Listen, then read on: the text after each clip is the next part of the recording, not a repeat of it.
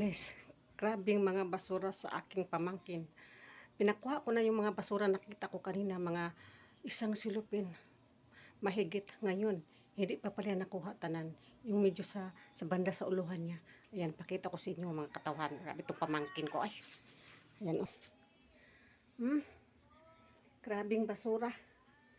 Pinakuha ko dito banda. Pa rin kanina, pinakuha ko. Marami.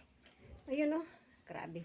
Kasi ito, grabe basura ni mo dilan, piti pa man ni daghana. Ayan, yan ang pamangkin ko, naligo sa rooftop. Yan ang mga basura ng pamangkin ko. Oh. Grabe, nabawasan ng kanina pinakuha ko sa kanya. Meron pa pala dito sa ano, sa may bandang uluhan niya. Oh my goodness. Ito, dito yan galing oh. Dito. Yan, malinis na, di ba? Malinis na. Yan. Yan siya.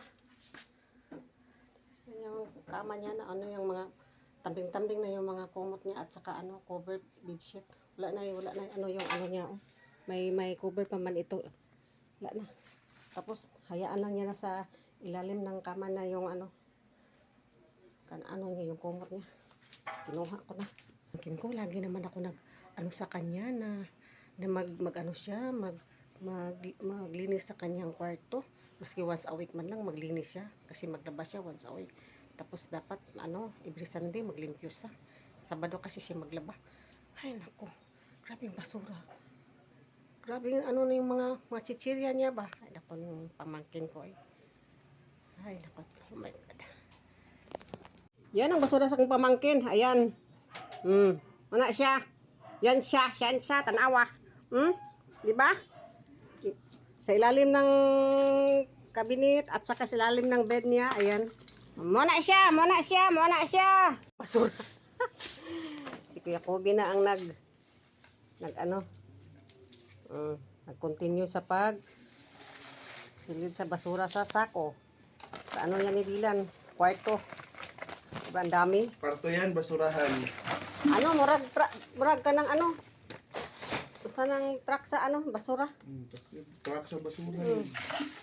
Basurahan na dyan yung kwarto lagi. Basurahan na dyan niyo. Ayan. Diba? Basura yan. Ayan, basura pa yan. Ayan. Puro basura ang ano sa kwarto ni Dylan. Last year pa yan.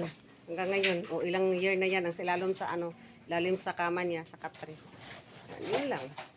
I-update ko lang sa inyo ang naligpit ko ng mga basura sa kwarto ni Shandilan. Thank you for watching. Si Kuya Kobe na nag-continue sa pagsulod sa basura sa sako. Tinamad na ang inahan kasi kanina mga 2 hours. Sobra 2 hours ako nag-ano kanina. Nagpahinga lang ako kasi ginutom ang person. Tapos nag-ano din ako ng mga kortina sa baba. Nagtaot. Ayun lang. Thank you for watching. Love you all. Be Monday.